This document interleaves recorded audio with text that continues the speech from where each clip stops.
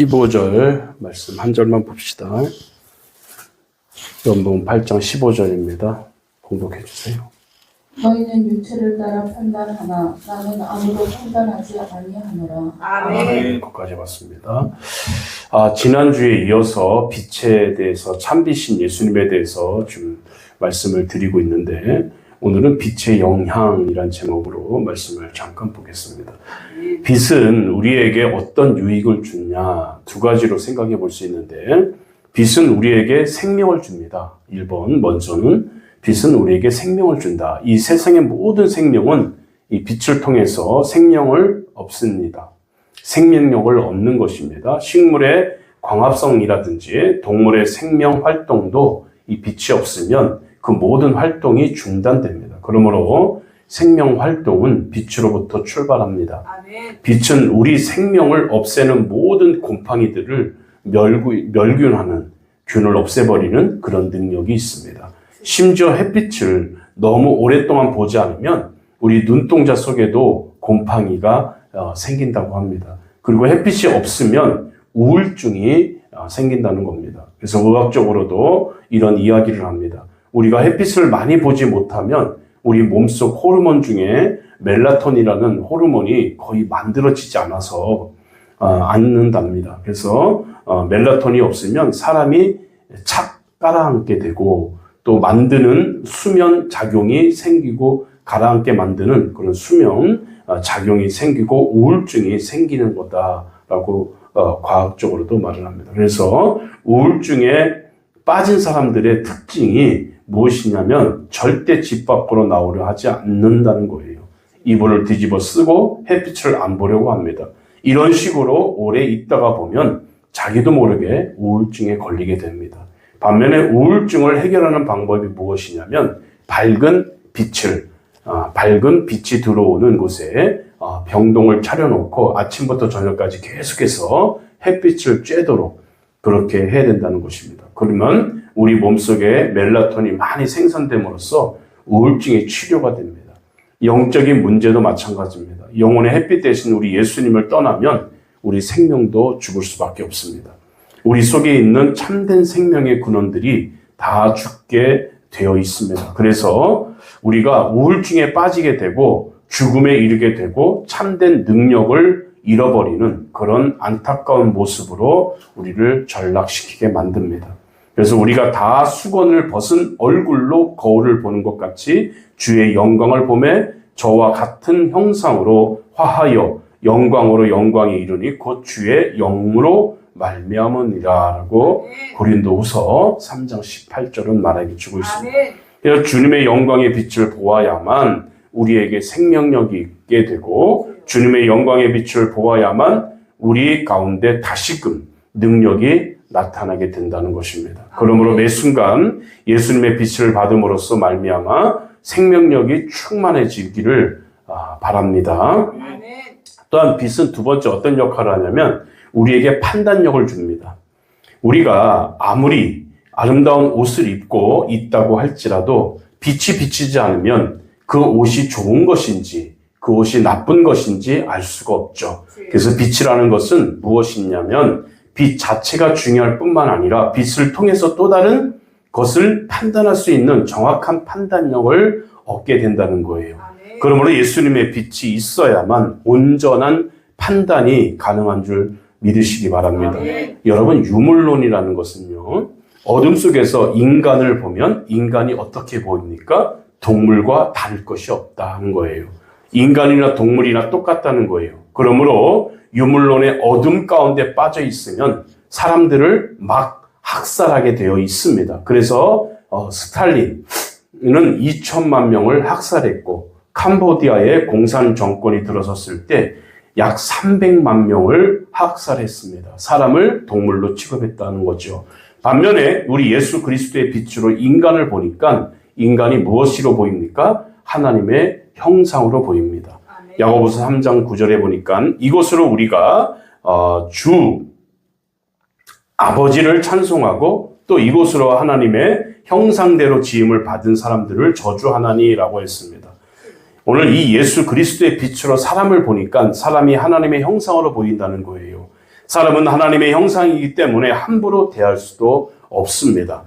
여러 성도는 어떤 존재입니까? 예수께서 피 흘려 사실 정도로 대단한 존재들입니다.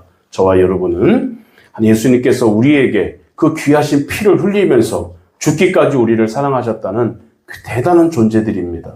그러므로 예수님을 믿는 자만이 진정으로 인간의 가치를 알 수 있고 인간을 존중할 수 있는 그런 은혜를 받는 줄 믿으시기 바랍니다. 그래서 여러분, 복음이 먼저 들어갔던 영국이나 미국이나 유럽의 나라들을 보면 우리가 그들보다 도덕적으로 뒤떨어져 있다는 것을 깨닫게 됩니다. 어린아이들을 입양할 때 우리 한국 사람들은 어떤 어린아이들을 입양하는 줄 아십니까, 여러분? 그 기준이 첫 번째, 아기가 예뻐야 되고, 두 번째, 키가 커야 되고, 또 중요한 것은 남자여야 한다는 것이 우리 한국 사람들이 어린아이들을 입양할 때 거는 조건들입니다. 그런데 서구에서는 입양아를 상당수 어떤 아이를 택하냐면 정신박약아, 신체 장애자, 이들을 제일 먼저 우선으로 그들을 입양한다는 거예요. 그러나 국내에서는 이런 아이들을 입양하는 건 예가 거의 없습니다. 한 건도 없습니다. 이런 이런 정신박약아, 그러니까 정신지체아들 있죠. 또 신체 장애자들, 이런 입양해가는 사람들은 거의 서구의 기독교 문화권 사람들밖에 없다는 거예요. 그들이 정신박약아나 지체 장애자들을 입양할 수 있는 원동력이 여러분 어디에 있다고 생각하십니까? 만약에 유물론의 어둠 가운데 본다면 이 아이들을 가치 없는 생명으로 또는 짐승과 동물과 같다 이렇게 볼 수도 있을 거예요. 그런데 구미의 그들을 어떤 존재로 봅니까? 서구에서는 하나님의 형상으로 본다는 거예요. 그래서 예수께서 피 흘려서 사신 귀중한 존재로 그들을 여기기 때문에 그들을 제일 먼저 택한다는 거예요. 그러니까 신체 장애자, 정신박약아, 얘네들은 세상을 적응할 수 없는 그런 아이들이죠. 그러니까 정신박약아도 품을 수 있고 지체 장애자들도 품을 수 있는 것입니다. 예수님의 빛이 들어갈 때 인간이 보는 관점이 이렇게 달라진다는 거예요. 우리 기독교 한국 사람들은 그렇지 않다는 것이 참 안타깝죠. 그러면 우리도 온전한 판단을 내리는 참된 지혜를 가진 그런 사람이 되기 위해서 예수님의 참 빛 가운데 있어야 될 줄 믿으시기 바랍니다. 예수님의 빛 가운데서 판단하면 성공의 여러분 기준점이 달라져요. 예수님의 빛 가운데서 판단하면 여러분 부유함의 기준점이 달라지는 줄 믿습니다. 스스로 자신의 행동이 상당히 지혜롭다고 생각하는 사람도 예수님의 빛을 비춰보면 너무나도 어리석은 경우가 많다는 것입니다. 돈밖에 모르는, 출세밖에 모르다가 망한 자들이 얼마나 많은지 몰라요. 돈 따라가고 출세 따라가다가 인생이 70이고 강건하면 80이라고 했는데 오늘 짧은 인생을 헛된 것을 얻으려 나아가는 하루살이 인생으로 여러분 살아가고 있다는 것을 모르고 있다는 거예요. 그러면 우리에게 비춰주는 빛은 무슨 빛입니까? 유물론적인 빛이 아닌가 싶어요. 우리에게 비춰주는 빛은 참 예수님의 빛이 되어야 될 줄 믿으시기 바랍니다. 똑같은 것도 빛을 비춰보니까 판단이 다르잖아요. 응? 서구에서는 그 사람들이 무슨 그거 없습니까? 판단이 흐려서 여러분 정신박약아나 지체장애자들을 입양하겠습니까? 우리가 똑똑하다고 생각하지 않습니까? 건강해야 되고 예뻐야 되고 키 커야 되고 이런 걸 볼 때 우리의 어떤 빛을 비춰가지고 그들을 보는지를 깨닫기를 바랍니다. 예수님의 참빛을 비춰서 보는지 유물론적인 인간 욕심을 따라 비춰지는 빛을 보고 그들을 판단하는지 우리가 내 자신부터 예수님의 어떤 빛을 비추고 사는지를 깨닫기를 바랍니다. 그래서 예수님의 빛을 가지고 참된 가치를 볼 줄 아는 그런 지혜의 눈들이 꼭 열리기를 바랍니다.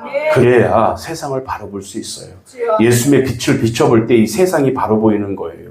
인간의 썩은 빛, 빛 같지 않은 빛, 가정적인 빛, 거짓된 빛을 비춰본다면 세상이 그렇게 왜곡되게 보여질 수 있다는 것을 깨닫길 바랍니다. 우리들도 뭐 서구 사람들 따라갑시다가 아니에요. 저 유럽 사람들 그 믿음을 따라갑시다는 게 아닙니다.